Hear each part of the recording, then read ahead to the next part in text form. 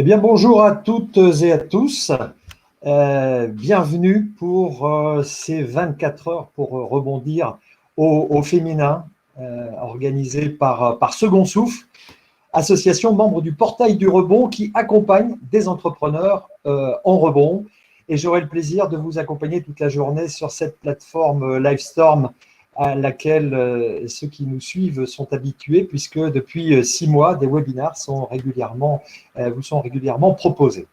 Alors, une édition consacrée, je le disais, spécialement aux femmes chefs d'entreprise en rebond. On les appellera des entrepreneurs et nous vous proposons donc toute cette journée plusieurs rendez-vous de 45 minutes à 1 heure autour de thèmes comme la santé des dirigeants, des structures d'accompagnement, mais aussi des parcours d'entrepreneurs inspirantes qui interviendront cet après-midi. Voilà, tout un programme bien chargé et vous verrez que les quartiers d'ailleurs et les territoires mènent un combat quotidien pour les dirigeants et les dirigeantes en croyant vraiment dur comme fer qu'il ne faut rien lâcher.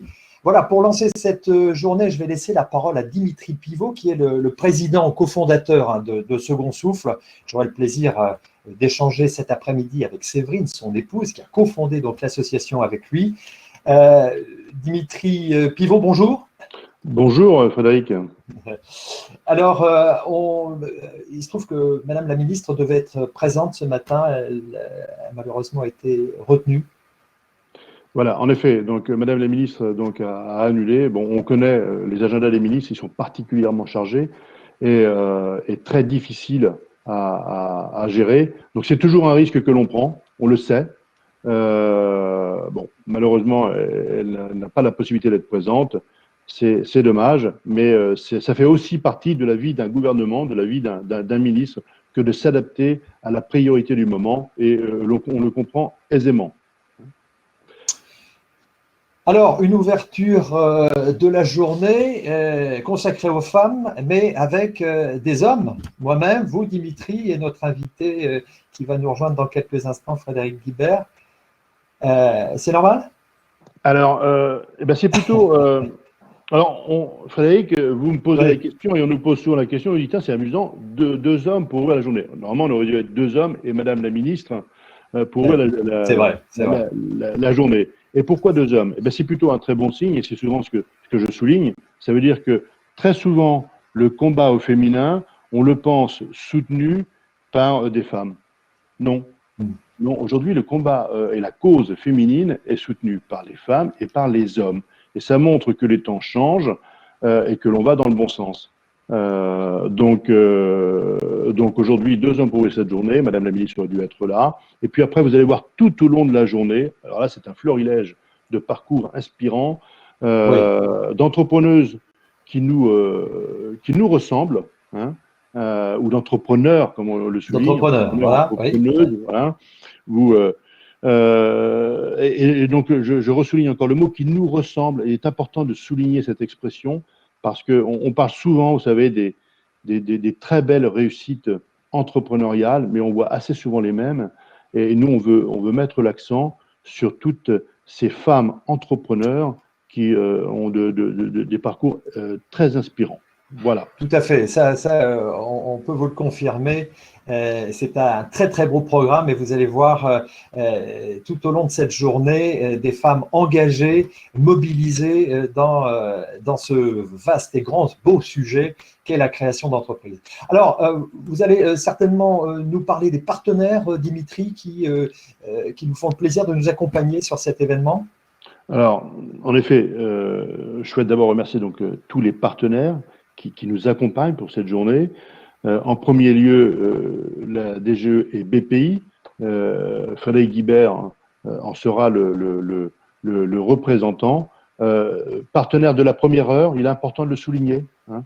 On parle du rebond entrepreneurial, mais BPI, DGE nous accompagnent depuis le début parce qu'on parle beaucoup de création.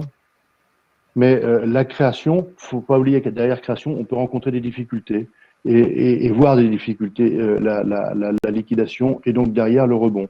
Et le parcours entrepreneurial, c'est la création ou la reprise, c'est les difficultés, c'est le rebond.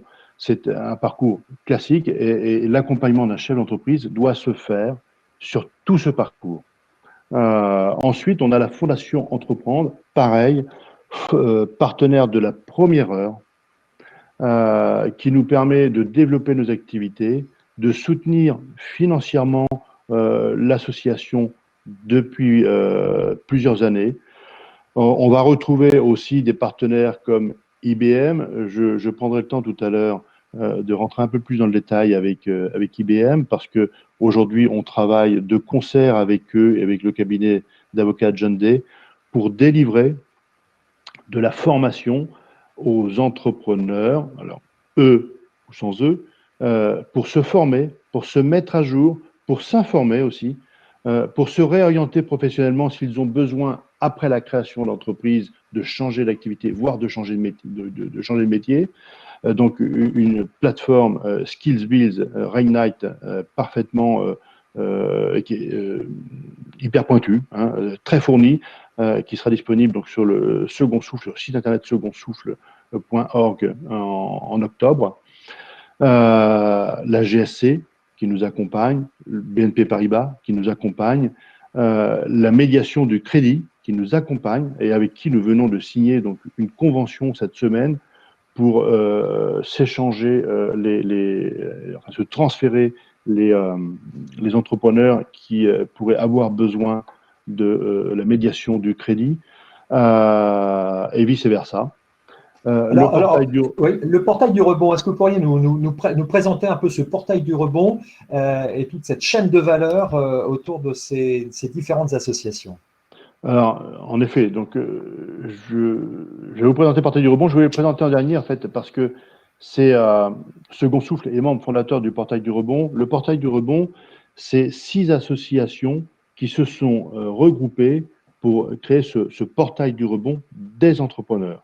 C'est-à-dire une chaîne de valeur qui part de l'amont à l'aval.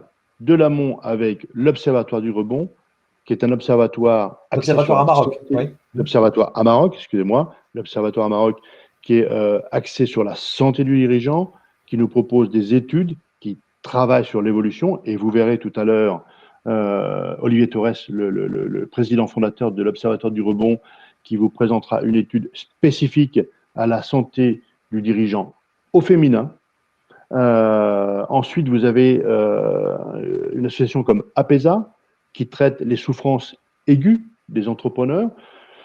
Être entrepreneur, quand on est en difficulté, c'est aussi parfois particulièrement compliqué. Et des fois, le compliqué peut devenir dramatique, et il ne doit pas devenir dramatique. Donc, il faut pouvoir l'identifier. C'est tout le rôle aussi d'APESA. SOS Entrepreneur, qui intervient en amont des liquidations. Hein. Encore une fois, la meilleure façon de rebondir, c'est de ne pas échouer.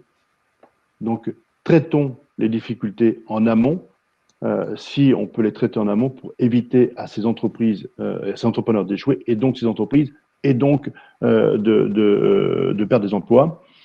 Ensuite, vous avez des associations comme Recréer. Recréer, je tiens à le souligner, a été la première association en France à accompagner les entrepreneurs en difficulté, il y a une vingtaine d'années. Second Souffle, que nous avons donc créé en 2010, et 60 000 rebonds, qui a été créé donc en 2012, où nous accompagnons Second Souffle et 60 000 rebonds des entrepreneurs dans leur rebond, aussi bien entrepreneurial que salarial. Voilà.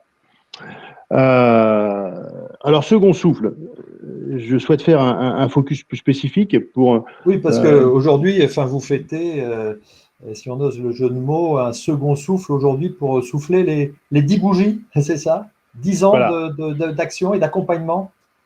Alors, Second Souffle à 10 ans.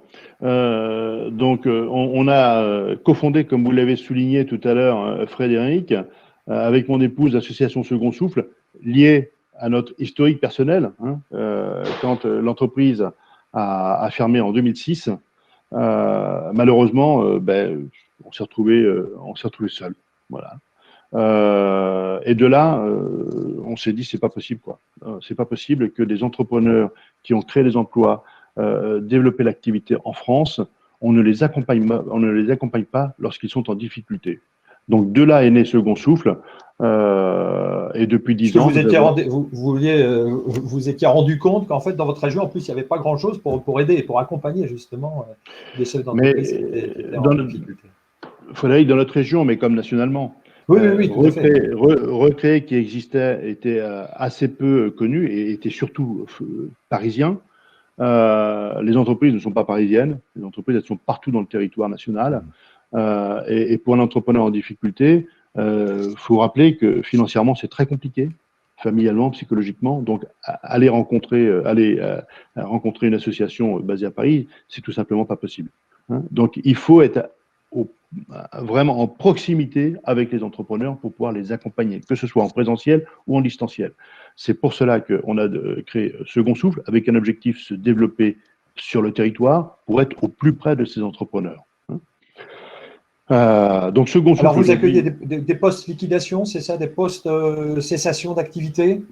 Alors Second Souffle accompagne tous les entrepreneurs en rebond. Tous. Et ça, c'est important. Que ce soit des postes liquidation ou des postes cessation d'activité. Et il est important de souligner qu'on parle souvent des postes liquidation des entrepreneurs qui ont donc liquidé leur entreprise au tribunal de commerce. Et je souligne très souvent qu'on oublie ceux qui cessent leur activité. Ils cessent leur activité parce qu'ils n'ont pas de revenus nécessaires pour en vivre. Donc, ils arrêtent leur activité. Mais in fine, ils se retrouvent dans la même difficulté. Parce que bien souvent, un entrepreneur, pour sauver son entreprise, a réinjecté des deniers personnels dans sa boîte. Mais quand la boîte ferme, eh ben, il n'y a plus d'activité. Et puis, financièrement, il s'est pénalisé. Donc, il est important d'accompagner ces entrepreneurs post-liquidation et post-cessation d'activité. C'est ce que nous faisons depuis 2010. Et que ce soit des entrepreneurs en société, des TPE, des PME, mais il ne faut pas oublier non plus les freelances, les indépendants, les micro-entreprises, qui sont le gros lot de l'entrepreneuriat en France. 80% des entreprises en France n'ont qu'un salarié. Et là, dans cette crise sanitaire que nous vivons, qui va être très certainement suivie d'une crise économique, ces micro-entreprises, ces indépendants, ces freelances vont être impactés de plein fouet. Donc, on se doit aujourd'hui d'accompagner ces entrepreneurs et d'être prêt pour les accompagner. C'est ce que nous faisons depuis 10 ans. Un autre point important, aucun critère de sélection. C'est-à-dire qu'aujourd'hui, et c'est toute l'ADN de Second Souffle, on est basé sur l'humain et sur la bienveillance. On ne souhaite pas mettre en place un critère à l'entrée pour, entre guillemets, sélectionner un entrepreneur dans son accompagnement. Un entrepreneur qui a liquidé, si en plus derrière on doit le sélectionner, c'est la double peine. Et ça, c'est pas acceptable. La peine au tribunal de commerce, on liquide l'entreprise, ne pas l'accompagner, c'est psychologiquement pour l'entrepreneur extrêmement compliqué. Donc ça n'est pas acceptable et c'est pour ça que nous ne le faisons pas. Et il n'y a pas de durée d'accompagnement. Et ça, c'est important de le souligner. On considère que nous, l'accompagnement doit être une réussite. On doit la mesurer, cette réussite. Et on la mesure sur la base d'un revenu minimum égal au SMIC. C'est-à-dire qu'on va accompagner un entrepreneur 3 mois, 6 mois, 1 an, 2 ans, 3 ans s'il le faut, mais de façon à ce qu'il puisse rebondir avec un revenu minimum égal au SMIC. Et ça, c'est important. On rebondit avec des moyens. Donc voilà, en gros, la mission de Second Souffle, c'est véritablement donc de développer la capacité à rebondir de ces entrepreneurs. Hein. Alors, quels sont les différents programmes que vous allez proposer maintenant en 2021? Nous sommes quasiment à la fin de l'année de 2020. Alors, Il y a plusieurs objectifs, plusieurs projets. Oui, il y a plusieurs projets. Alors, donc, très rapidement, Second Souffle, donc c'est plus de 1000 entrepreneurs que je suis accompagné depuis 2010. On est sur une tendance à 1300 entrepreneurs accompagnés à fin 2020. On a une vingtaine d'antennes et relais en France. On a plus de 300 bénévoles au service des entrepreneurs. Second Souffle, c'est un accompagnement personnalisé par un entrepreneur. Un pair à pair, un binôme. Hein, et un binôme entrepreneur. Et ça, c'est important parce que un entrepreneur veut avoir en face de lui quelqu'un qui puisse comprendre ses difficultés. Et un entrepreneur qui a exercé, qui est une entreprise, un entrepreneur qui est à la retraite, va comprendre ces problématiques. Et donc, va pouvoir identifier au plus juste la situation de l'entrepreneur. À côté de cela, on a des experts métiers. Ça peut être des experts comptables, ça peut être des avocats, ça peut être des coachs, si nécessaire. Mais ça n'est pas un critère de base. On préfère adjoindre des compétences par rapport à la situation de l'entrepreneur. Alors, on les accueille, les entrepreneurs, tous les premiers jeudis de chaque mois, lors des jeudis du second souffle. Tous les premiers jeudis de chaque mois dans les antennes second souffle, on accueille ces entrepreneurs donc en difficulté. Et puis, en 2020, on a développé toute une série de webinaires que vous pouvez consulter en replay sur le site internet. On est donc au 18e, si je ne dis pas de bêtises, ou 19e, sur des thématiques entrepreneuriales. On avait prévu de les continuer jusqu'à fin 2020, mais on va sans aucun doute les continuer en 2021, parce que d'abord c'est un vrai succès, et ça c'est important de le souligner, et puis la crise économique, on va véritablement la vivre en 2021, donc on se doit de fournir des outils, du préventif à ces entrepreneurs. Et d'être présent voilà, régulièrement. Alors, je vois l'heure qui avance, il est 10h20. J'aimerais échanger quelques mots pendant quelques instants avec Frédéric Guibert. Alors, dites-nous encore pourquoi avoir finalement choisi de faire une édition spéciale sur le rebond au féminin. Alors, d'abord, c'est un sujet qui nous tenait à cœur. Vous l'avez souligné tout à l'heure, Frédéric, j'ai cofondé l'association avec mon épouse. Ouais. Voilà, et c'est un sujet qui nous tient à cœur depuis très longtemps, comme le handicap d'ailleurs, parce que on se rend compte dans l'accompagnement des entrepreneurs, donc depuis 2010, que les femmes sont beaucoup plus résilientes, que les réussites entrepreneuriales, lorsqu'elles sont pilotées par des femmes, sont assez souvent couronnées de succès. Et puis aussi parce que, qu'on le veuille ou non, dans la société, la charge familiale, eh ben, elle est très souvent supportée par les femmes. Alors, vous avez une charge familiale qui est beaucoup plus lourde, puis vous avez des réussites qui sont beaucoup plus exemplaires. On a voulu mettre l'accent sur ce sujet-là. Donc, c'est pour ça que vous allez avoir ce florilège de parcours inspirants, ces réseaux d'accompagnement, etc.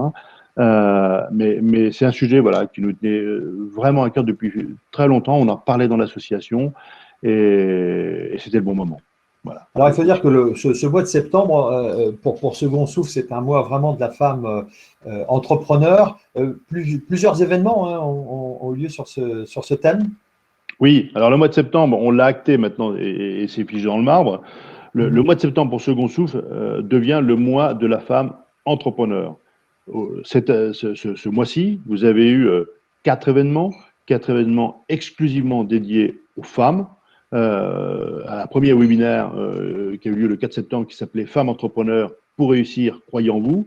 Un deuxième webinaire, apprendre à débrancher pour se surmotiver, et à chaque fois animé aussi par des femmes, parce que c'est bien de faire des événements pour des femmes, mais il faut aussi montrer que derrière, ce sont des femmes qui sont entrepreneuses ou entrepreneurs, mais qui pilotent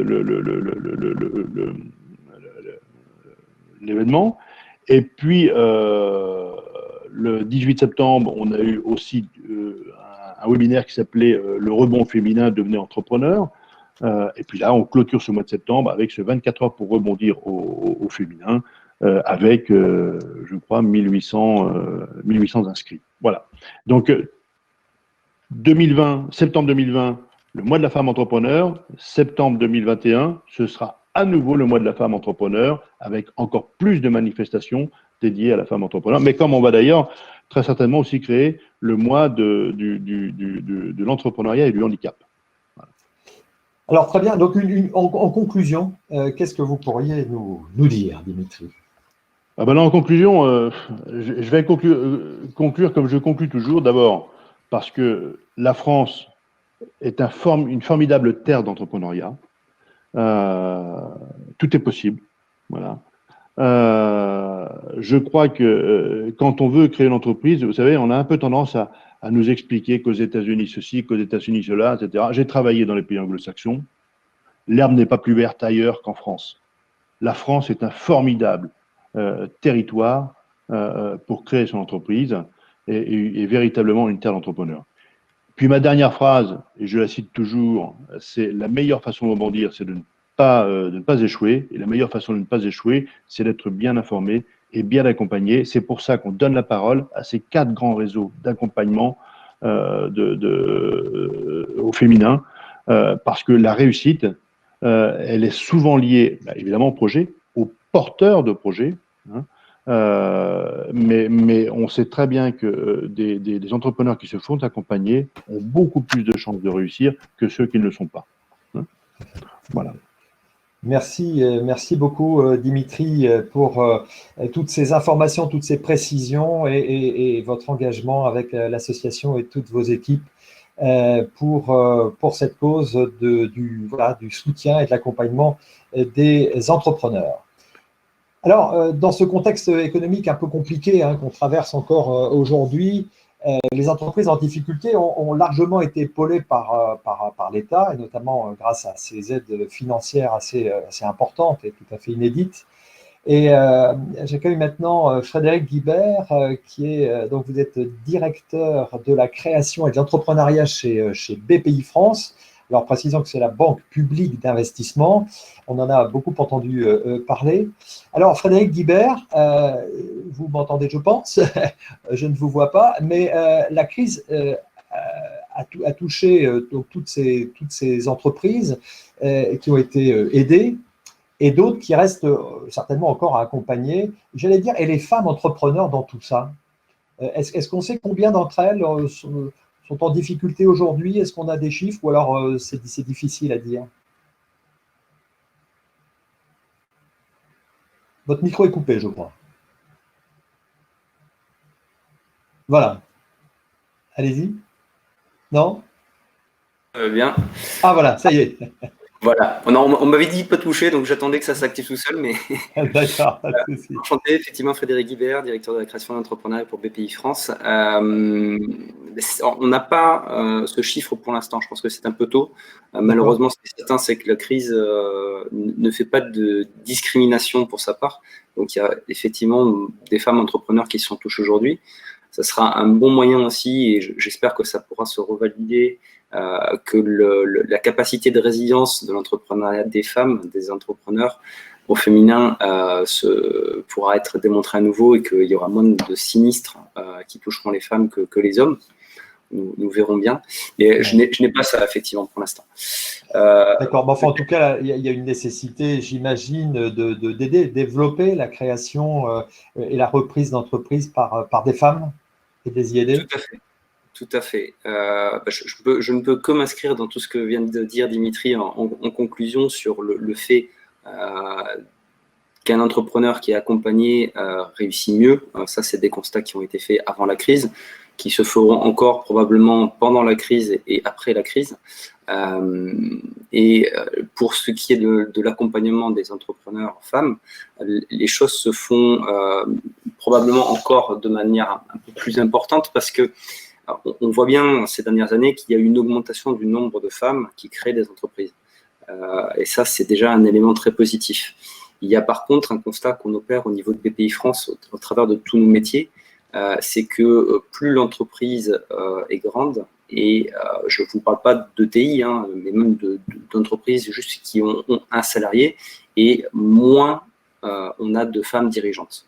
Donc il y a un vrai enjeu aujourd'hui, je pense, dans l'accompagnement qui est opéré. Déjà, toujours d'insister, de rappeler et d'accompagner sur le fait de savoir qu'il est possible de créer une entreprise et de se lancer dans cette aventure entrepreneuriale, parce qu'on n'est absolument pas encore à la parité sur les logiques de création d'entreprise, mais on l'est encore moins sur potentiellement l'ambition. Donc il y a aussi, il y a un constat qu'on partage, c'est qu'il faut montrer, effectivement, c'est ce que Dimitri disait aussi, que c'est possible et que il ne faut pas forcément se créer de frein dans l'ambition du projet qui est porté par l'entrepreneur. Alors, on peut reparler juste un petit peu parce que c'est vrai que BPI a été très largement cité et présent dans toute cette actualité. Et notamment, donc, si on parlait du PGE, ce fameux prêt garanti par l'État, c'est encore quelque chose qu'on peut souscrire ou solliciter auprès des établissements bancaires jusque la fin de l'année, c'est ça, ou ça sera un peu prolongé? Qu'est-ce que vous pouvez nous dire là-dessus? Prolongé, je ne sais pas. En tout cas, on peut y souscrire jusqu'à la fin de l'année. C'est l'un des moyens, effectivement, qui permet d'accompagner les entrepreneurs qui vont créer leur entreprise. Donc, il faut effectivement voir si c'est une des solutions. Mais je pense que, si vous voulez, la particularité de cette crise, c'est qu'on en sort avec des entreprises qui ont, de manière macro, plus de trésorerie qu'en rentrant dans la crise. Donc, c'est l'une des clés, c'est l'une des solutions parce que c'est un des éléments qui est fondamental pour réussir à mener à bien et à rebondir correctement. Mais la vraie question, c'est aussi comment se repenser et se redéfinir dans la crise. Et c'est là aussi où je pense que les réseaux d'accompagnement qui vont être présentés juste après sont importants et ont un rôle primordial dans le fait de pouvoir accompagner les entrepreneurs. Parce qu'une chose qui touche tous les entrepreneurs, femmes comme hommes, c'est potentiellement l'isolement. C'est-à-dire qu'on se rend bien compte qu'il faut être entouré. Il faut être entouré pour pouvoir conforter les décisions qu'on prend, être en capacité de prendre les bonnes décisions au bon moment. Et donc ça, c'est un élément qui est important aussi dans la capacité à être épaulé et accompagné par des réseaux. Alors, en fait, on vous a vu très présent et très proactif, notamment avec des actions qui ont été menées vers les quartiers prioritaires de la ville, avec notamment des événements comme entrepreneuriat pour tous, pour aller justement vers des porteurs de projets qui souvent ont des freins pour se lancer. Quelles sont les grandes missions, les grandes actions de BPI? En quelques mots, rapidement. Alors là, on parle plus spécifiquement des grandes missions de BPI France Création. Parce qu'effectivement, BPI France, dans sa globalité, et vous faisiez mention de ses activités avec le PGE notamment, c'est finalement d'accompagner et de financer les entrepreneurs dans toutes les phases de la vie et de toutes les phases de l'aventure entrepreneuriale qu'ils peuvent avoir, et selon un certain nombre d'items que sont effectivement le développement de l'entreprise, les démarches d'innovation, de partir à l'international, de renforcer les fonds propres, ce genre de choses. Et effectivement, depuis un peu plus de 18 mois, on a récupéré les activités qui étaient précédemment gérées par l'AFE et la Caisse des dépôts sur l'accompagnement des créateurs ou des repreneurs d'entreprises en lien avec les réseaux d'accompagnement. Alors, c'est une activité un peu particulière parce qu'en fait, on ne l'opère pas auprès des créateurs en direct, mais bien via les réseaux d'accompagnement qui ont su développer cette expertise au fur et à mesure des années. Et donc, notre enjeu avec eux, c'est effectivement notamment de sensibiliser à l'entrepreneuriat. Donc, tout ce qu'on a pu faire avec la tournée Entrepreneuriat pour tous, effectivement, dans les quartiers, en essayant d'identifier des publics prioritaires. Donc, il y a celui, effectivement, des quartiers, il y a aussi celui des femmes. Donc, pour vous donner une idée, on a réussi à réaliser plusieurs actions de communication, notamment via notre site, ce qui fait qu'on a 250 000 femmes aujourd'hui qui sont abonnées sur BPI France Création. On a sensibilisé à peu près 90 000 femmes sur 2019 à l'entrepreneuriat et on a accompagné via les réseaux d'accompagnement 60 000 femmes, soit dans une démarche de structuration de leur projet de création, soit dans leurs besoins de financement. Ce qui représente, juste pour vous donner une idée, un peu plus de 17 millions d'euros de financement qui ont été octroyés sous forme de prêts d'honneur auprès des femmes créatrices d'entreprises. Alors justement, puisqu'on parle des femmes, alors c'est un petit pas provocateur, mais étudie-t-on un dossier de création de la même manière quand on est une femme ou quand on est un homme porteur de projet? Oui, alors de notre côté ou du leur? Oui, de votre côté, oui. On ne fait pas de discrimination. Alors, vous l'avez bien compris, sur la partie création pure, on passe par les réseaux. Et d'ailleurs, l'un des enjeux qu'on va avoir l'année prochaine, probablement justement avec l'État et un certain nombre de partenaires, ça va être de réussir à développer une formation, je ne sais pas encore exactement sous quelle forme, mais une formation pour les réseaux génériques. Vous voyez aujourd'hui, il y a des réseaux qui sont spécialisés dans l'accompagnement à la création et à l'accompagnement des entrepreneurs femmes. Il y a aussi tout un tissu aujourd'hui de réseaux d'accompagnement qui sont pas dédiés aux femmes. Et en fait, l'un des enjeux qu'on va avoir, c'est d'essayer de former ces accompagnants, notamment les réseaux de financement, en fait, à passer outre des stéréotypes de genre. Parce qu'en fait, on se rend compte, c'est pas un jugement sur la structure elle-même, mais sur on va dire, c'est presque de la sociologie de l'individu, qu'il y a des appréciations qui sont parfois arbitraires et des remarques qu'on opère auprès d'une femme. Mais comment vous allez faire pour récupérer les enfants si vous vous lancez? Comment vous… Bon. Voilà, si je vous posais la question, c'est parce qu'effectivement, cette question m'a été remontée par des porteurs de projet. Des femmes dans tout ce qui est familial est plus importante, mais c'est au réseau aussi de s'adapter à l'accompagnement et de ne pas vivre dans ces stéréotypes. Donc aujourd'hui, je pense qu'ils sont peu présents, de moins en moins présents, notamment dans la capacité d'octroi des prêts d'honneur et donc de l'accompagnement qui peut être opéré. Pour ce qui est de BPI France, en tout cas, il y a une bienveillance, mais il n'y a pas de bonus dans le fait de pouvoir décider en comité des dossiers parce qu'ils sont dédiés à des femmes. Ça serait contre-productif, je pense, d'ailleurs. Pour terminer, quel conseil donneriez-vous aux femmes? Je ne vous entends plus, je ne sais pas pourquoi. Vous m'entendez? Oui, moi je vous entends. Je n'ai plus le son.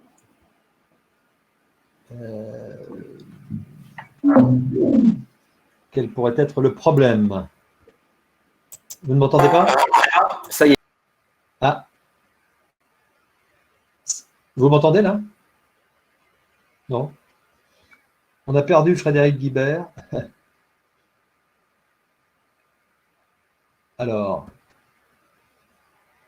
bon, en attendant de retrouver Frédéric Guibert, j'ai vu que les invités suivants sont présents puisqu'on va enchaîner avec la première thématique. Frédéric Guibert, vous m'entendez? Oui. Je ne sais pas du tout ce qui s'est passé, c'est les aléas du direct, comme dit certains. Exactement. Non, je disais si vous aviez peut-être un conseil à donner aux femmes qui nous écoutent par rapport justement à leurs besoins justement de financer des projets de création, de soutien à leur démarche entrepreneuriale.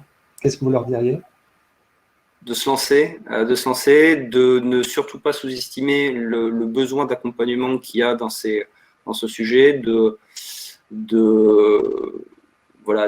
bien accompagné, d'accepter de l'être et d'écouter les conseils qui peuvent être donnés, pour autant de prendre leurs décisions. Et ça, c'est le bonheur de l'entrepreneuriat, c'est qu'à un moment, il faut décider, il faut un capitaine à bord.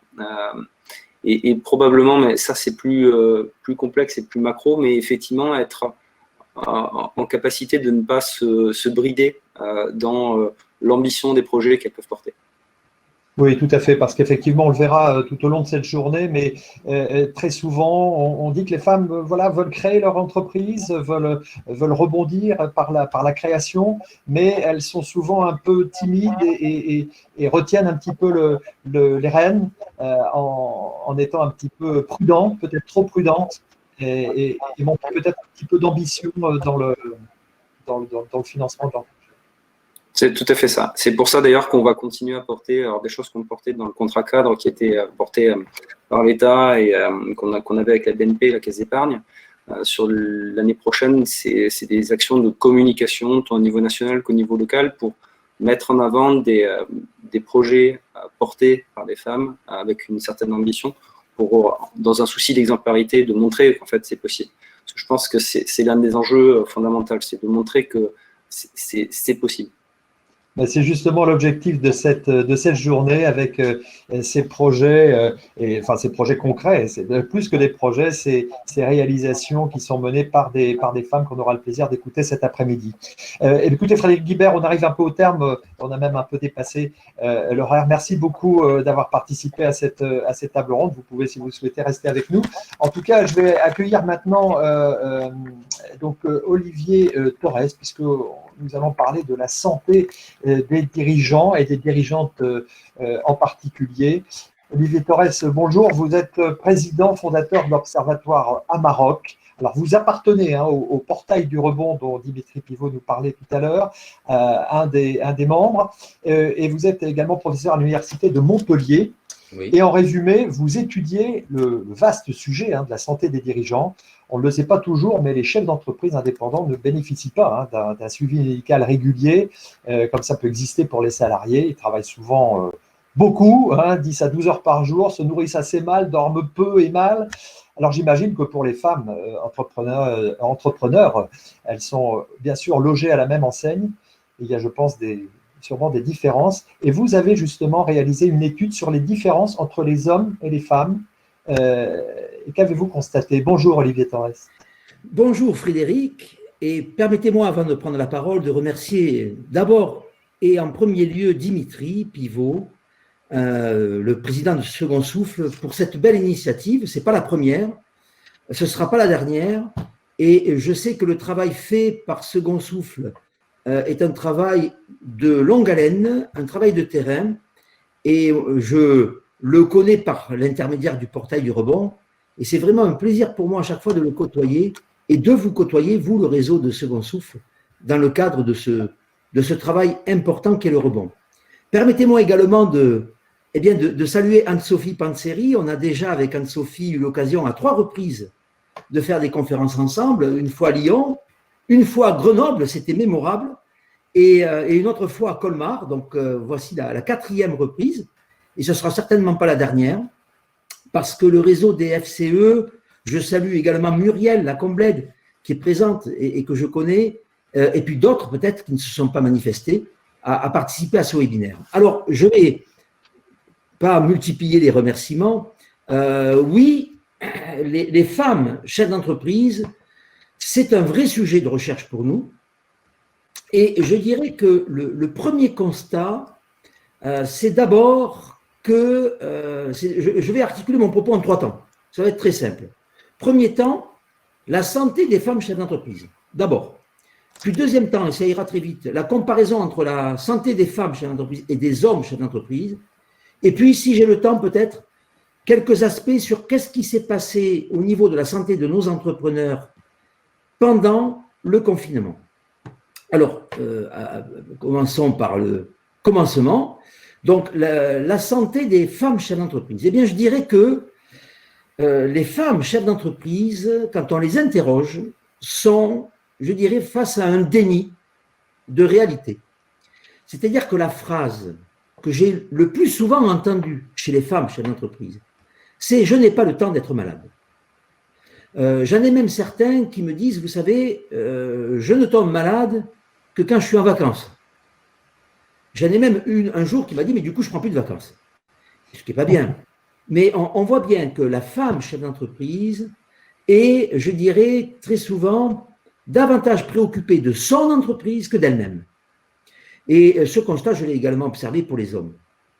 Alors, une fois que j'ai dit ça, quand on s'intéresse dans le détail à la santé des femmes chefs d'entreprise et que je les compare avec les salariés, qu'est-ce que j'ai pu constater? D'abord, 4 points. Les femmes chefs d'entreprise, vous avez, comparé aux femmes salariées, vous avez beaucoup plus de stress à gérer. Et je dirais que ce stress, il n'est pas seulement intense, mais il est surtout récurrent. Et ça, c'est un vrai problème. C'est-à-dire que la femme chef d'entreprise qui cumule sa fonction, bien sûr, de chef d'entreprise, très souvent de PME, et vous savez que quand on est un dirigeant ou une dirigeante de PME, on n'a pas un DRH, un directeur financier, un DIRCAB ou un DIRCOM comme les grands groupes.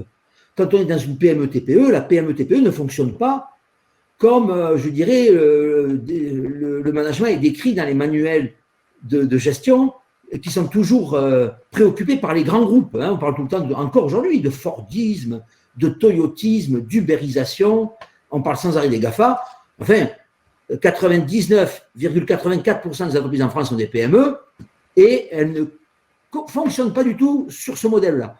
Et donc, la femme chef d'entreprise qui est dirigeante d'une PME-TPE, comme c'est d'ailleurs la plupart du temps, les membres de FCE sont des dirigeantes de PME et de TPE, Mais on est dans la polyvalence, donc on cumule beaucoup d'actions, beaucoup de fonctions, et ça génère du stress chronique. Et ça, c'est pas bon pour la santé.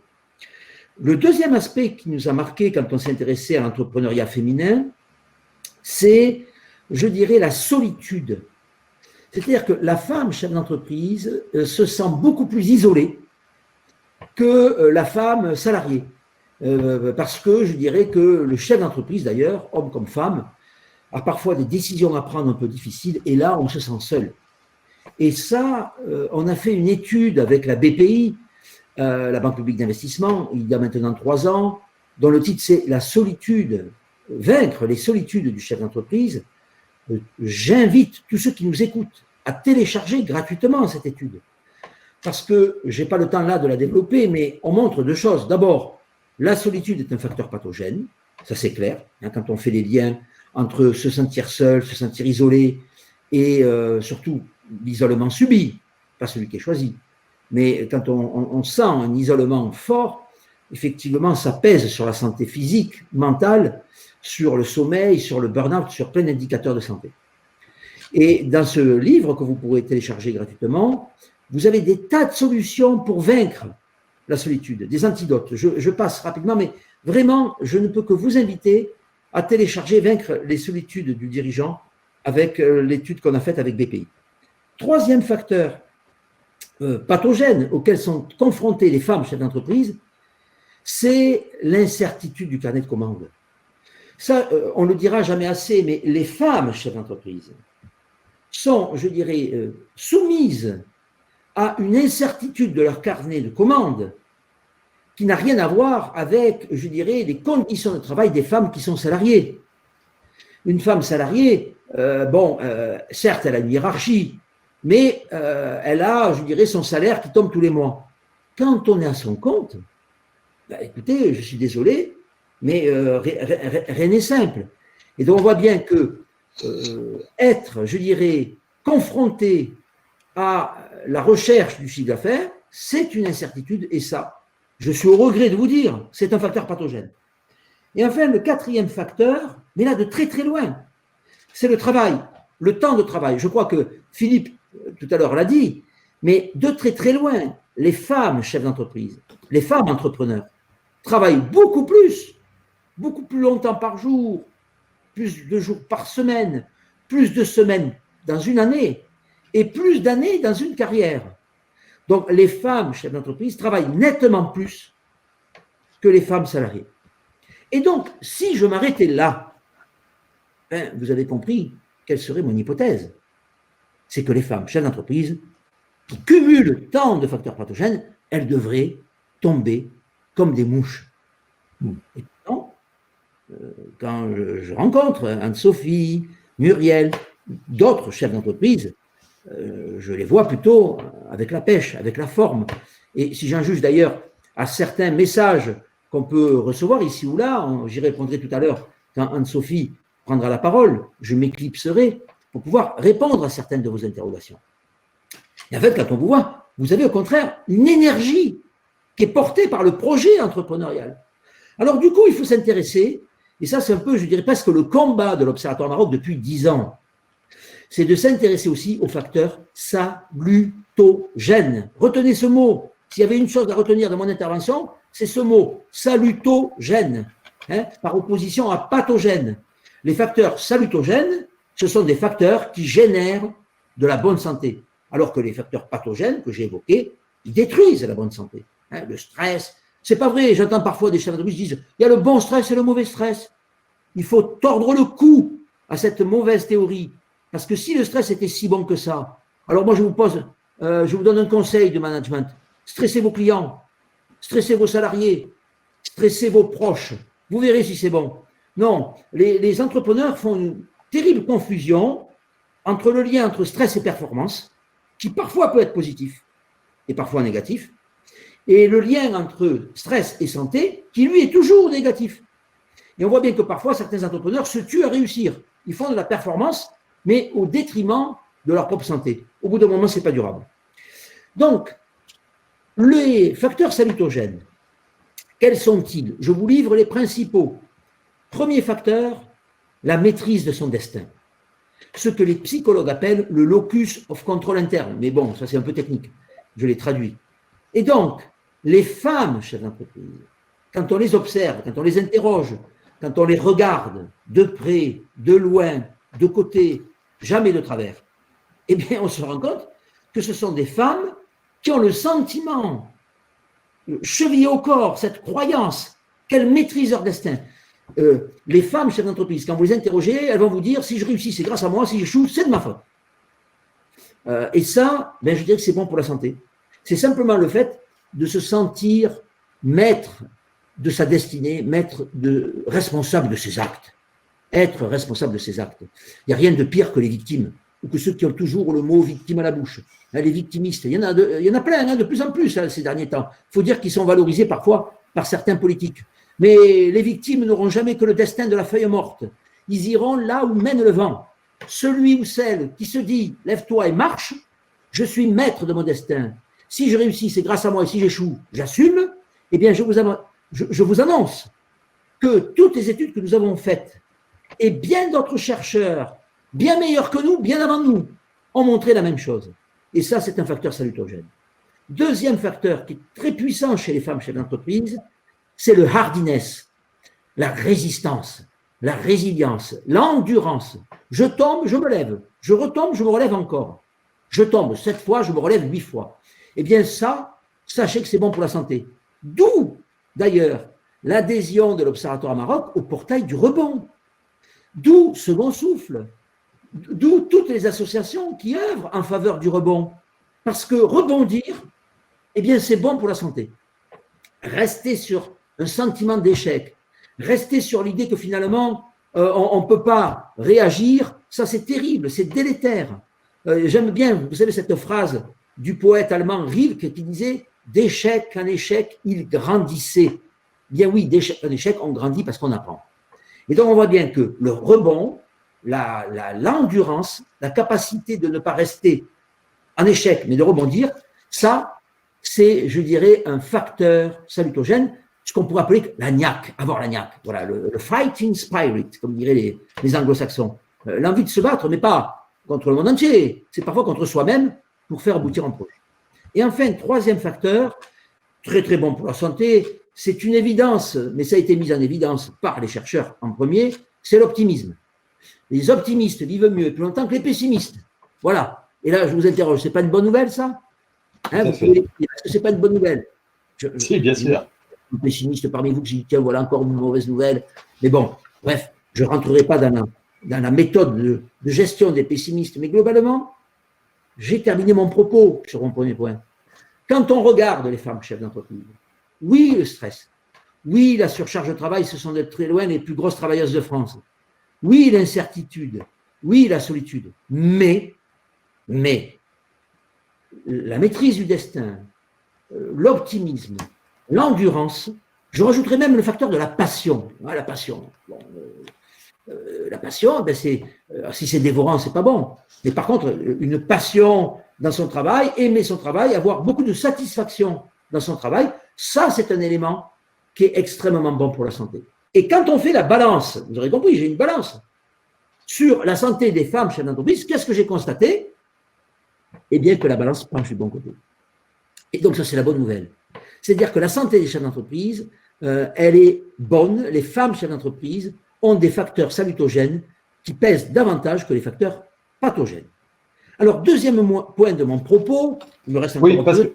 Oui, un tout petit peu de temps, vraiment, Olivier, parce que j'aimerais bien laisser la parole un peu à… Ah d'accord, je croyais avoir 20 minutes. Mais alors, le deuxième point, parce que ça va être très vite, très rapide, la différence entre les hommes et les femmes chefs d'entreprise. Voilà, dites-nous. Regardez ça. Eh bien, c'est très simple, notez-le. Il n'y en a pas. Il n'y en a quasiment pas. Et s'il fallait retenir en une phrase, mon deuxième propos, c'est le statut écrase le genre. C'est-à-dire que la femme chef d'entreprise, l'homme chef d'entreprise, ils sont finalement d'abord chefs d'entreprise avant d'être hommes et femmes. Et c'est ça qui est très curieux, c'est qu'il y a peut-être quelques petites nuances, j'y reviendrai par la suite, mais comme le temps tourne, il faut aussi partager le temps. Mais je dirais que la différence en termes de santé entre l'homme et la femme chef d'entreprise, eh bien, c'est le statut qui écrase le genre. Voilà. J'ai dit ce que j'avais. Merci beaucoup. Mais Olivier, je vous redonne la parole après. Vous allez échanger sûrement avec Anne-Sophie Panseri. Donc bonjour Anne-Sophie, vous êtes donc présidente de Femmes Chefs d'entreprise, donc FCE, dont parlait Olivier Torres, et vous êtes dirigeante aussi de Maviflex, donc vous êtes une dirigeante d'entreprise. Alors c'est une activité qui est basée donc dans la région lyonnaise. Rapidement, vous fabriquez des portes automatiques, des portes souples, rapides pour l'industrie, environ une 50aine de salariés. Alors, dites-nous, quand est-ce que vous avez créé cette entreprise et comment vous vous situez aujourd'hui comme femme chef d'entreprise? Quelle est votre posture? Bonjour, bonjour tout le monde. Donc oui, je dirige cette entreprise depuis 2000. C'est une société familiale que j'ai rachetée à la famille. Donc enjeu de transmission, mais aussi prise de risque dans un rachat. Et on est 145 personnes aujourd'hui. Le défi, c'est de continuer. Et je me suis rapprochée du réseau à un moment où j'allais très mal dans ma vie, dans mon parcours d'entrepreneur aussi, puisque je demandais de mettre en procédure de sauvegarde l'entreprise à ce moment-là, et j'ai eu besoin de lâcher prise, de m'autoriser à pleurer, à rire, et c'est au travers de ce réseau que quelque part j'ai appris aussi à me reconstruire, donc un peu un parallèle à ce que fait Second Souffle actuellement. Alors, comment êtes-vous structuré cette association? On va laisser de côté peut-être l'entreprise pour y revenir sans doute après, mais qui vient vous voir pour quel type d'accompagnement justement? Alors, FCE, c'est aussi le parcours d'un rebond parce que c'est une association qui a été créée en 1945, donc vous pouvez imaginer, sortie de la guerre, les femmes sont plutôt aux manettes des entreprises et pour cause, les maris sont malheureusement soit décédés, soit sur le front. Et une femme maître de forge a décidé de créer cette association pour une raison, c'est qu'on lui refusait l'accès aux syndicats patronaux. Et donc, elle a mobilisé des femmes et elle a lancé cette association avec deux objectifs qui restent toujours très forts aujourd'hui. Le premier, c'est d'accompagner la croissance. Donc, on n'accompagne absolument pas la création. On est plutôt des entreprises de plus de 3 ans et beaucoup plus, de tous les horizons, de 0 à 600 salariés pour ce qui concerne les membres FCE. Et donc, on fait du partage de compétences dans toutes les délégations. On est 60 sur le territoire français et on est présent dans 70 pays au travers d'une fédération, donc qui nous apporte aussi une vision mondiale de l'entrepreneuriat et notamment comment aborder un peu les valeurs des pays et de ne pas arriver en conquérante quand on veut aller sur l'international.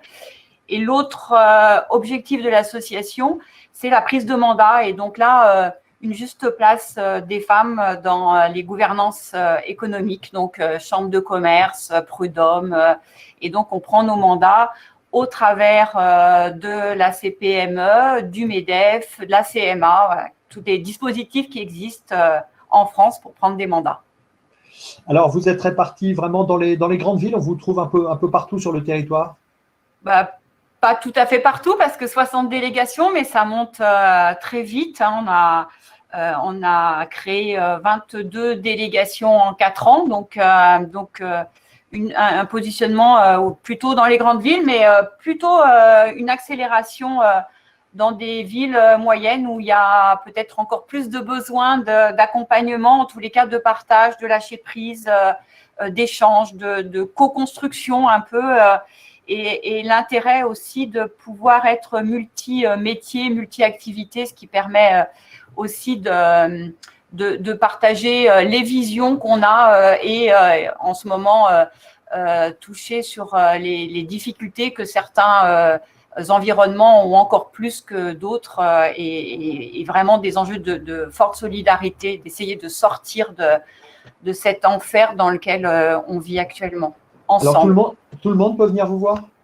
Les femmes dirigeantes peuvent venir vous voir. Il faut qu'elles soient aux manettes de leur entreprise. C'est un élément déterminant, oui, sur la mandature. Mais on a 20% de par statut de femmes de grands groupes ou de femmes cadres dirigeantes, parce que c'est important aussi de pouvoir échanger avec d'autres univers professionnels, notamment sur les enjeux de management, et puis de créer aussi des liens et des discussions qu'on peut avoir sur les appels d'offres des grands groupes au travers de l'entrepreneuriat féminin, public, privé. Voilà. Donc, oui, tout type de dirigeants d'entreprise, profession libérale. Voilà. Alors, il y a une cotisation, enfin, concrètement, pratiquement, comment ça fonctionne en 2 mots? C'est une cotisation qui est de l'ordre de 200 €. Donc, c'est pas vraiment le sujet. Le sujet, c'est qu'est-ce qu'on a envie de donner. Quand on vient dans une association, c'est qu'on a envie de partager avec d'autres femmes son expérience, oser poser des questions et essayer de construire vers quoi on a envie d'aller, se réconforter aussi, hein, parce que la vie de chef d'entreprise n'est pas un long fleuve tranquille, et donc il y a des moments de vie de croisement de la maladie, de tout ce qu'on peut vivre les unes les autres dans notre sphère familiale, où ce petit cocon finalement entre nous permet aussi de se dire des choses qu'on n'oserait peut-être pas dire dans un cadre mixte. Pour autant, comme l'a dit tout à fait Olivier, on est des chefs d'entreprise et on va retrouver beaucoup d'actions aussi au travers de nos syndicats patronaux mixtes. Donc, il y a un moment pour tous les dispositifs, mais ce moment entre parenthèses, entre nous, nous donne vraiment envie de repartir et une pêche incroyable aussi pour continuer notre route de dirigeante. Alors justement, puisqu'on parlait de la santé des femmes dirigeantes, vous, dans votre association, vous en rencontrez évidemment beaucoup. On parlait avec Olivier Torres, il voulait aborder justement cette période du confinement, cette période compliquée que toutes les entreprises traversent aujourd'hui. Est-ce que vous avez senti justement des femmes en détresse, en difficulté? Il y a l'entreprise et puis la santé aussi. Comment tout cela s'est passé ou se passe encore aujourd'hui pour les femmes de votre association? La période, elle est particulièrement difficile. Elle est particulièrement difficile parce que l'entrepreneuriat féminin aussi a des spécificités. Il faut se rappeler que 90% des entreprises dirigées par des femmes ont moins de 20 salariés et 70% moins de 5 salariés. Donc forcément, les femmes portent tout, c'est-à-dire portent le développement de leur activité, donc le commerce, et la construction de leur métier. Donc ça veut dire une double charge, et cette période-là a été particulièrement déstabilisante, d'abord aussi parce que c'est des métiers très féminins qui sont encore plus touchés, l'événementiel, le voyage, la restauration, je ne vais pas citer, mais tout le monde est très touché, mais des pans d'activité encore plus que d'autres. Ensuite, le confinement a été un moment qui a été très mal vécu par les femmes, et le déconfinement encore plus.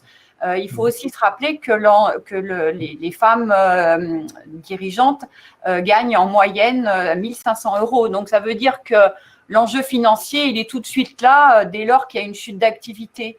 Et quand il y a eu ce déconfinement, ce qu'on a constaté, c'est que comme les écoles n'ont pas réouvert tout de suite, et les femmes sont restées à domicile pour s'occuper des enfants, parce qu'il y a cet enjeu financier dans les couples, quand les couples sont ensemble, hein, et de fait, les maris sont repartis travailler en présentiel et les femmes sont restées à garder les enfants.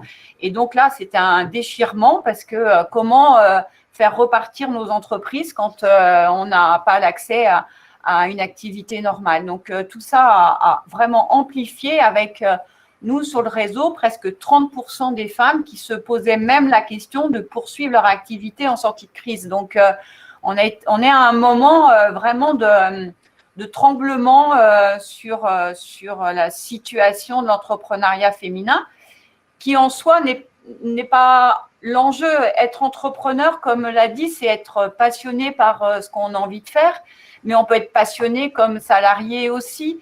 Et le réseau, au-delà de ça, essaye vraiment aussi d'ouvrir les femmes à l'accès à la reprise d'entreprise, et on essaye de construire un parcours avec la BPI sur comment aller plus vite dans nos entreprises, être plus accompagné, parce que quand on est seul, c'est quand même extrêmement compliqué, même si on prend la liberté de notre organisation, mais on croit que c'est une liberté. Et vraiment, quand on est seul, et pour toutes les femmes qui sont présentes sur ce moment d'échange, elles peuvent toutes témoigner. Quand on doit développer, quand on doit construire les contenus, c'est extrêmement chronophage en temps et c'est pas autant de liberté que ça dans son organisation de vie. Et donc, on est vraiment persuadé dans le réseau que les femmes doivent aller vers la reprise d'entreprise pour aller plus vite, avoir plus d'ambition. Et on va revenir au sujet qui ont été abordés tout à l'heure sur le financement de la reprise, parce que les femmes n'osent pas encore assez, parce que les femmes ne demandent pas encore assez d'argent.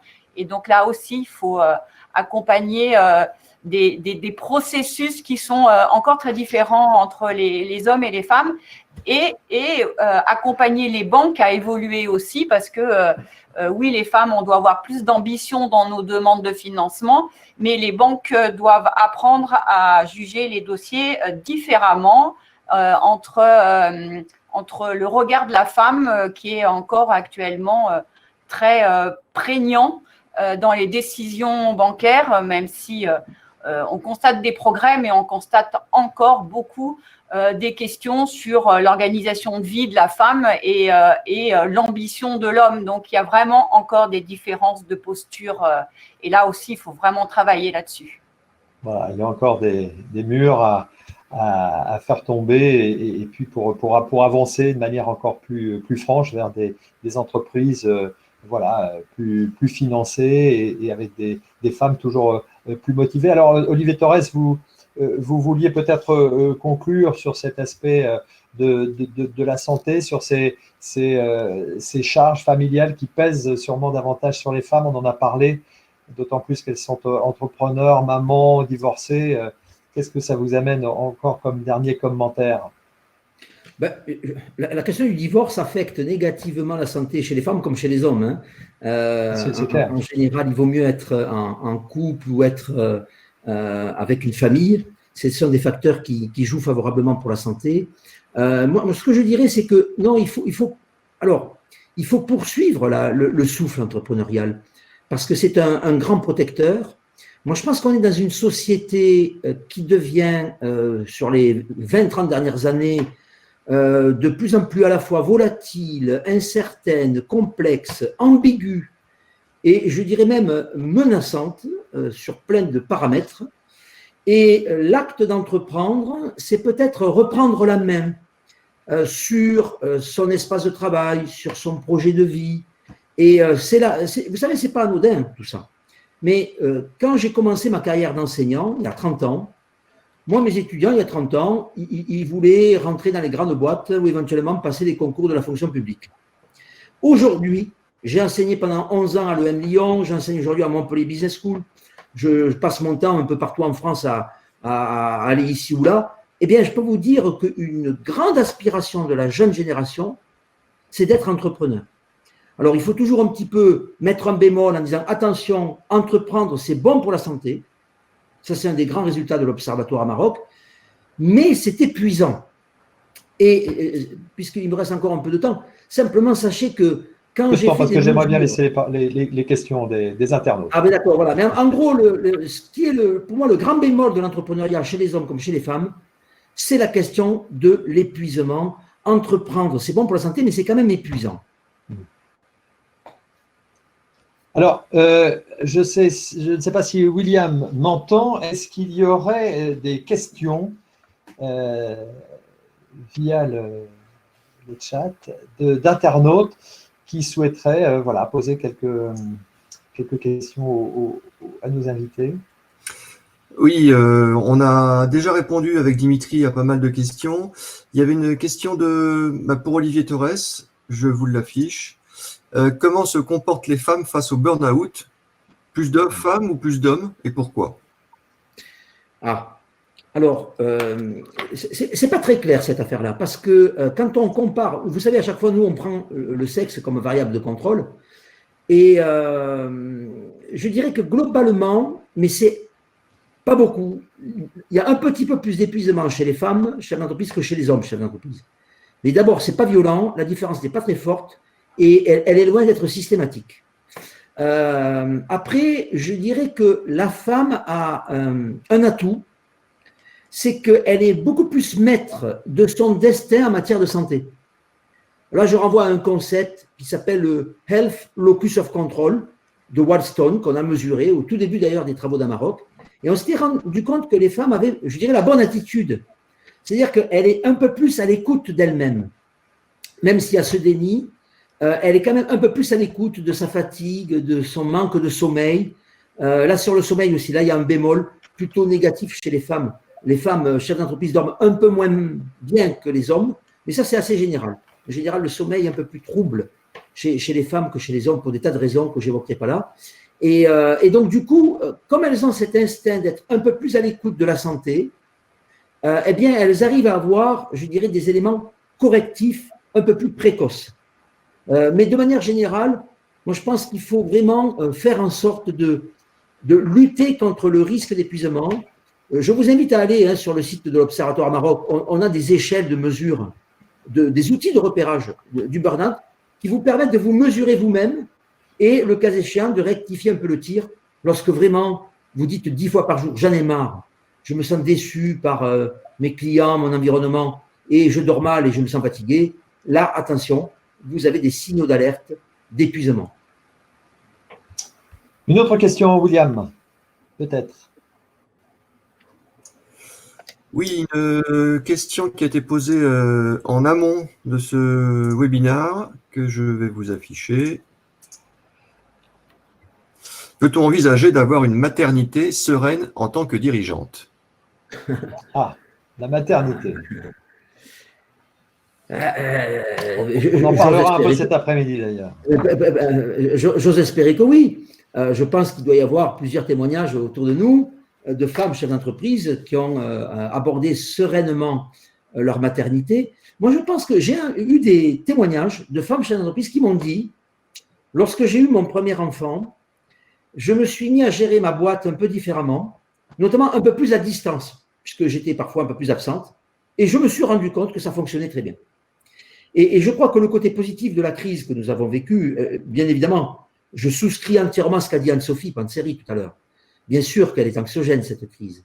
Et c'est surtout le confinement, d'ailleurs, qui est plus gênant encore que la crainte d'attraper la maladie. C'est le fait d'avoir une économie empêchée. Mais le fait de vivre parfois dans l'obligation d'être confiné chez soi nous a amenés les uns les autres à nous réorganiser et à faire des choses à distance. Et regardez, là, nous sommes ensemble avec ce webinaire.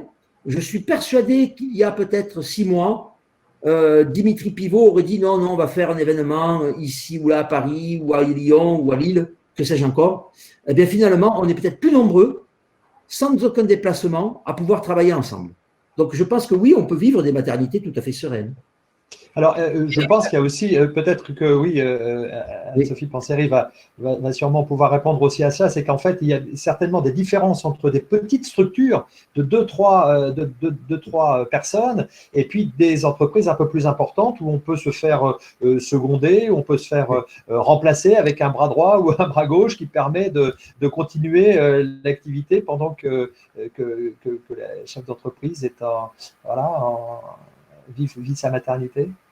Écoutez, ça doit pas être pareil, évidemment, avec une structure beaucoup plus petite où là sa présence est certainement beaucoup plus importante. Quelle que soit la grosseur de la société et le moment, c'est une question de volonté et de souhait de sa vie privée. Et que je sache, quand on a un enfant, on a un conjoint. Donc, il faut choisir correctement son conjoint, mesdames, et partager les actions et ce qu'on veut de sa vie. Moi, j'ai eu 3 enfants. J'ai été enceinte quand j'ai racheté une deuxième entreprise et je me suis jamais posé la question. Et rien que de se poser cette question, c'est déjà d'accepter de rentrer dans de la culpabilité. Ça, c'est impensable. Donc, la parentalité, c'est ensemble. Et moi, j'ai plein de FCE qui sont enceintes, des présidentes de délégation aussi. et on mène nos vies et l'ambition, elle doit être là et il n'est pas question de rater quoi que ce soit. Donc moi, j'ai 3 enfants. Alors, comme on va souvent le dire, nos entreprises, c'est le petit dernier ou le 4e enfant ou j'en sais rien. Mais l'arbitrage, c'est à nous de le faire et on a des enfants magnifiques, même en travaillant beaucoup, parce que d'abord, quand on est entrepreneur, on est passionné. Et quand on a des mamans et des papas qui sont passionnés, on passe des choses à nos enfants qui sont incroyables. Donc le congé paternité est passé à 28 jours, donc tout va bien. Voilà, exactement. Alors, une dernière question peut-être, je vois l'heure tourner. Oui. William?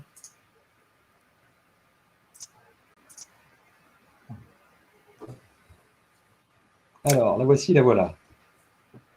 Bonjour, je travaille avec une hiérarchie masculine et appartenant à une génération qui n'a pas vraiment eu à gérer les contraintes familiales, enfants à aller chercher, etc. De nombreuses réunions ont lieu le mercredi ou en fin d'après-midi. Comment aborder ces aspects avec eux sans se faire mal voir? Voilà, est-il possible de refuser une réunion au motif qu'elle a eu lieu en fin de journée ou un mercredi? Merci beaucoup, nous dit cette personne. Alors, pour moi, c'est impensable d'en être encore là. Donc, je lui dis à Elisabeth que l'entreprise ne mérite pas sa compétence et qu'il faut qu'elle aille chercher un job ailleurs parce que c'est pas possible aujourd'hui qu'un dirigeant et qu'une entreprise ne s'occupent pas de cette organisation de temps de vie privée et professionnelle. C'est partie prenante de notre job de dirigeant. Et donc, il faut. C'est un élan de chef d'entreprise. Donc là, si à la tête de la boîte, la personne ne se préoccupe pas de ce sujet-là, forcément, les managers vont être dans les mêmes dispositifs. Pour autant, c'est un vrai changement d'organisation et c'est compliqué pour ces managers qui ont vécu tout leur parcours professionnel sur la base du présentéisme. Et pendant des années et des années, il faut reconnaître que les salariés qui restaient le plus de temps étaient finalement les plus vus, les mieux récompensés. Nous, aujourd'hui, on a inversé. Les managers dans l'entreprise, ils sont pénalisés si leurs équipes font trop d'heures et si l'organisation n'est pas conforme aux valeurs de l'entreprise. Et donc là, c'est un dispositif qui doit être décidé par des directions générales. Et donc, ou des discussions globales, d'oser les ouvrir. Ou voilà. Mais après, je peux pas me mettre à la place du dirigeant de cette entreprise, mais sincèrement, tout ce qu'on a pu mettre en place, nous, dans mon entreprise, a démontré que plus on faisait attention aux équilibres de temps, plus la société était rentable, plus les compétences étaient bonnes, plus l'innovation se développait. Et c'est vraiment inversement proportionnel. Donc, il faut que les dirigeants et il faut que les syndicats patronaux aussi prennent leur part de cette vision de l'entreprise de maintenant, parce que c'est aujourd'hui dont on parle. Oui, merci beaucoup à tous les deux. Olivier Torres, peut-être un mot de conclusion ou à vous deux, un petit mot de conclusion pour cette partie qui avait pour thème la santé, l'organisation un peu des entreprises. Alors, je dirais, Olivier, oui. parce que sous forme de formule, entreprendre, c'est bon pour la santé. Donc, continuez à entreprendre. Moi, je suis, vous savez, un économiste PMiste. Je me suis toujours intéressé aux PME et aux TPE. Je suis toujours étonné que les PME sont partout, sauf dans les livres, sauf dans les théories. Et effectivement, aujourd'hui encore, il n'y a toujours pas de service de santé au travail pour les travailleurs non salariés. Bon, on fait un peu notre petit travail en tant qu'association de lobbying, parce que de temps en temps, je rencontre des députés et des sénateurs. Je veux croire demain que dans notre pays, les services de santé au travail ouvriront leurs portes aux travailleurs non salariés qui sont de très loin les plus gros travailleurs de France. Merci beaucoup. Un mot de conclusion peut-être, Anne-Sophie? Moi, je dirais qu'on a une chance incroyable. Il y a énormément de réseaux d'accompagnement de l'entrepreneuriat féminin en France. Donc, il faut que les femmes se fassent entourer, quel que soit le réseau. C'est vraiment indispensable. C'est du gain et de l'énergie à prendre. Et je dirais une phrase de Confucius que j'ai fait mienne quand je me suis retrouvée en procédure collective. Notre plus belle victoire n'est pas de ne jamais tomber, mais de se relever à chaque fois. Voilà, très beau mot de conclusion. Merci beaucoup Anne-Sophie Panseri. Merci Olivier Torres pour vos témoignages très enrichissants. Excellente journée à vous. J'espère que tous les participants ont pu bénéficier de ces témoignages, ces beaux témoignages. On retiendra l'accompagnement avec femmes chefs d'entreprise et puis cette salutogénèse prônée par Olivier Torres. Voilà, merci beaucoup. On ferme ce premier temps d'échange et puis on se retrouve dans un petit quart d'heure, 11h30, 12h15, et je vais avoir le plaisir de vous présenter des réseaux d'accompagnement spécialement dédiés aux femmes, complémentaires aussi à FCE. Merci beaucoup. Au revoir à tous. Au revoir Anne-Sophie, au plaisir. Et merci Dimitri et William Pro aussi. Au revoir.